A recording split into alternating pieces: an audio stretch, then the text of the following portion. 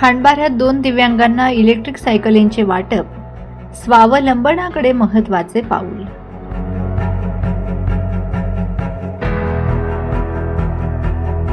सामाजिक बांधिलकी जपत खांडबारा परिसरातील उमरीपाडा व मोहदीपाडा येथे 2 दिव्यांग व्यक्तींना इलेक्ट्रिक सायकलींचे वाटप करण्यात आले. या उपक्रमामुळे लाभार्थ्यांच्या दैनंदिन जीवनातील प्रवासाचा प्रश्न सुटण्यास मोठी मदत झाली असून त्यांच्या स्वावलंबनाच्या दिशेने हे एक महत्त्वाचे पाऊल मानले जात आहे. हा सामाजिक उपक्रम युवा उद्योजक धनंजय भरत गावित यांनी आमदार चंद्रकांत रघुवंशी यांच्या मार्गदर्शनाखाली राबवला. यावेळी परिसरातील अनेक मान्यवर, सामाजिक कार्यकर्ते आणि नागरिक उपस्थित होते.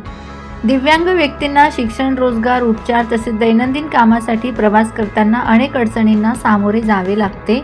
ही बाब लक्षात घेऊन त्यांना इलेक्ट्रिक सायकलींची मदत करण्यात आली. या सायकलींमुळे त्यांचा वेळ, श्रम आणि प्रवासाचा खर्च वाचणार असून त्यांना स्वतःच्या कामासाठी अधिक आत्मनिर्भरपणे वावरणे शक्य होणार आहे. सायकली स्वीकारताना लाभार्थ्यांनी भावना व्यक्त करत सांगितले की आमच्या दैनंदिन जीवनात या इलेक्ट्रिक सायकली अत्यंत उपयुक्त ठरणार आहेत. आमची गरज ओळखून मदतीचा हात पुढे करणाऱ्या आमदार चंद्रकांत रघुवंशी आणि युवा उद्योजक धनंजय भरत गावित यांचे आम्ही मनपूर्वक आभार मानतो.